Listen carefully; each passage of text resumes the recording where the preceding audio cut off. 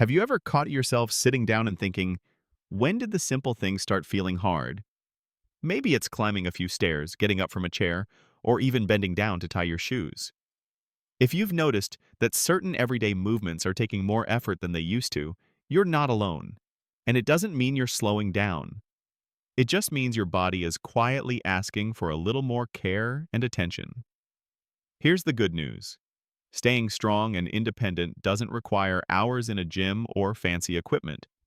In fact, a few simple exercises, done regularly, can keep your muscles working, your balance sharp, and your confidence high. That's what this video is all about.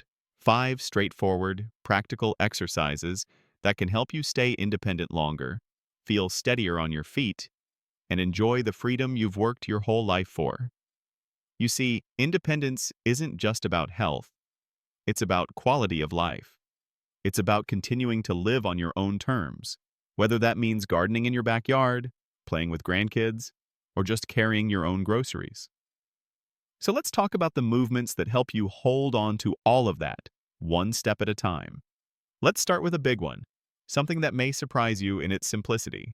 It's not about running or lifting weights, it's about standing. That's right, just standing up from a chair. It sounds basic, but this one movement tells us a lot about strength, balance, and mobility. We call it the sit to stand, and it's one of the most important things you can practice. The next time you're seated, maybe right now, pause and notice how you get up. Do you use your hands to push yourself up? Do your knees groan a little? Try this instead. Sit tall in your chair, plant your feet firmly on the floor, and stand up slowly using just your legs. Then sit back down, just as controlled. Do this 5 times, or 10 if you're feeling strong. It may feel like a tiny thing, but every repetition helps build leg and core strength.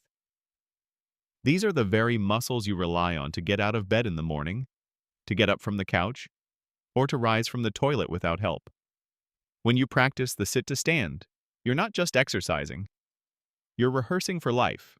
You're telling your muscles, hey, I still need you, and they'll listen. Even if it feels difficult at first, don't be discouraged. This is one of those exercises where even 2 or 3 repetitions a day can add up quickly. Now, let's talk about balance. It's something most of us take for granted until we don't have it anymore. A slight wobble on the sidewalk or a misstep on the stairs can become more dangerous as we age. The good news? Balance is a skill that can be trained, just like strength or flexibility. One of the best ways to build balance is something called the heel-to-toe walk. It's just like walking on a tightrope, minus the rope and the circus music. You stand tall, place one foot directly in front of the other, heel touching the toe, and walk in a straight line. Try it along the back of your couch or near a wall, just in case you need a little support. Take 10 steps forward, turn slowly, and come back. At first, you might feel shaky.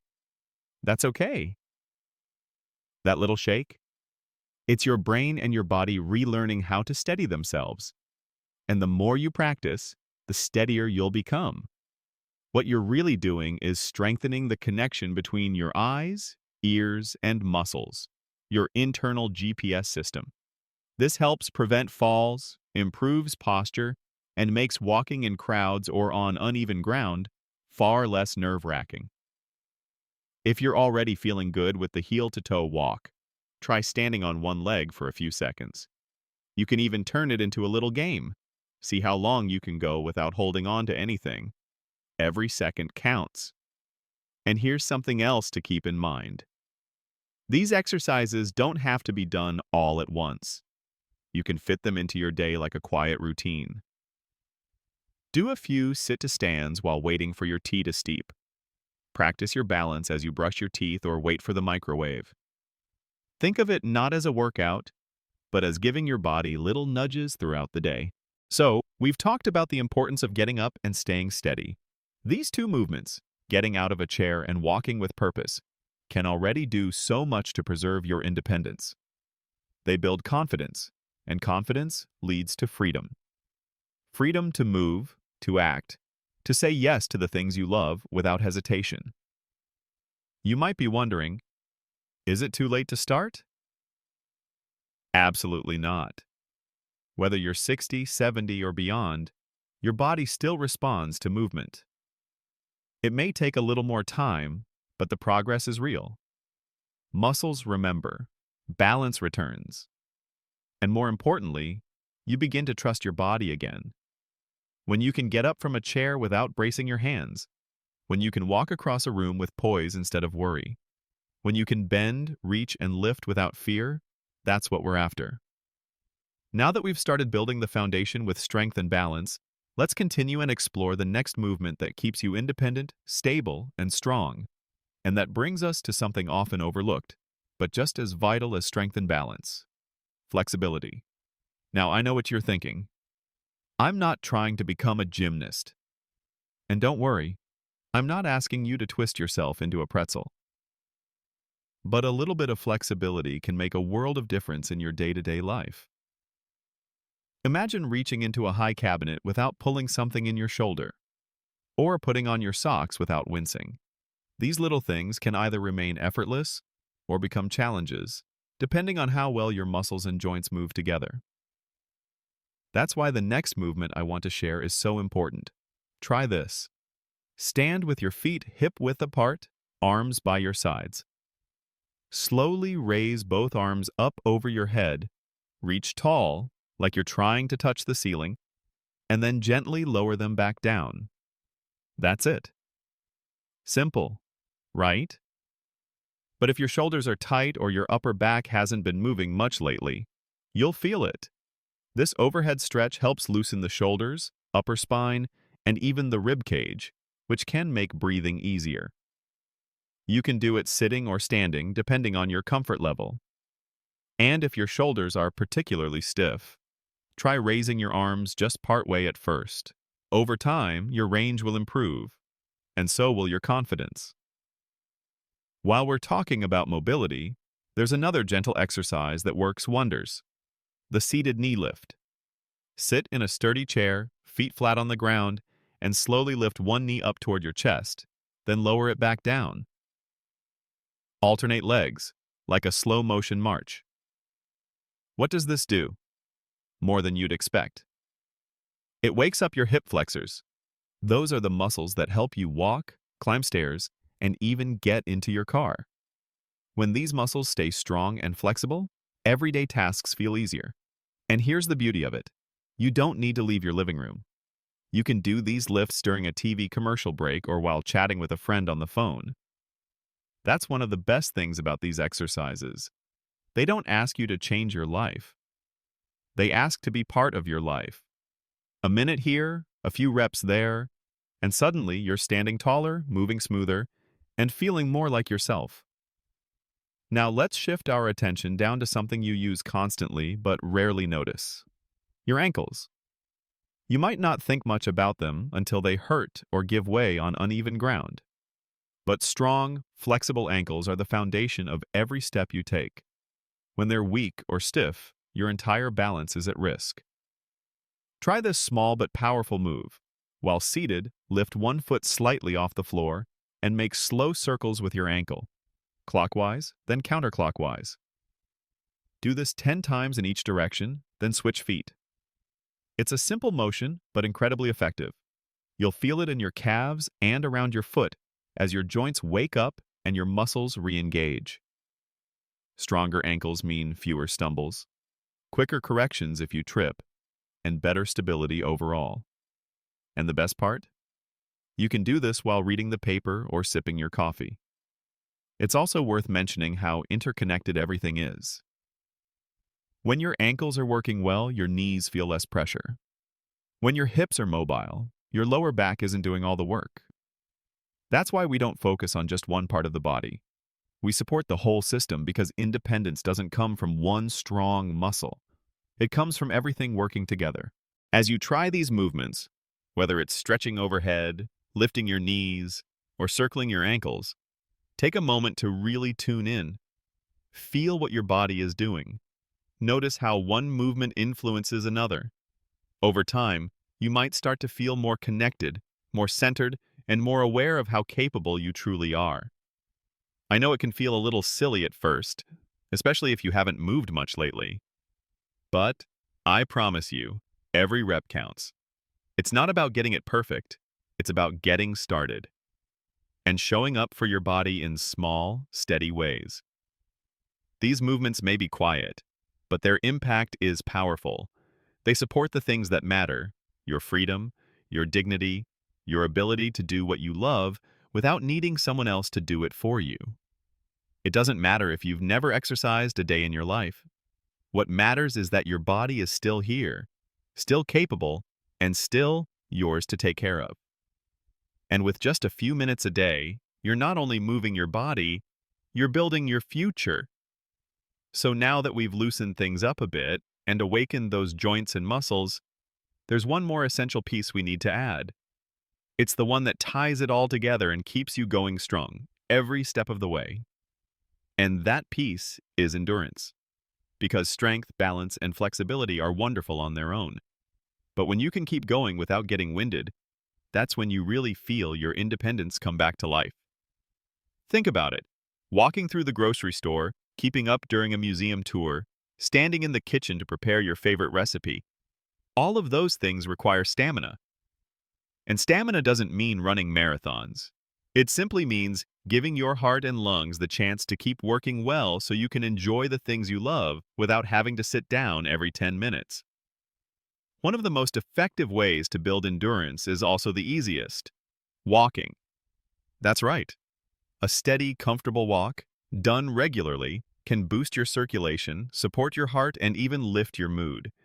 The key here isn't speed or distance, it's consistency. If walking has been part of your routine for a while, wonderful. But if it's something you've stepped away from, don't worry. Start small. Even 5 minutes a day around your home, your hallway, or your yard is enough to remind your body what it feels like to move with purpose. And if the weather isn't great or you're not ready for the outdoors, you can still walk inside. March in place during a commercial break. Do a few laps around your living room. The important thing is keeping your body in motion. Now, for some people, walking alone can be hard on the knees or back. That's okay. You can modify. Try a gentle indoor cardio move like seated marching. Sit tall in a sturdy chair and lift one knee at a time in a steady rhythm, swinging your arms as if you were really walking. Put on your favorite music and go for a full song. You might be surprised how warm you get and how much better you feel afterward.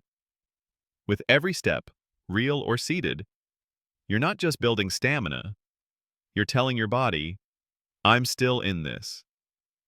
Your heart gets stronger, your lungs stay open, and your brain gets a fresh dose of oxygen and energy. And speaking of your brain, that's a big part of this too. Physical movement, especially walking, does wonders for mental clarity. It clears the fog, eases stress, and gives you a little rhythm to center your day around.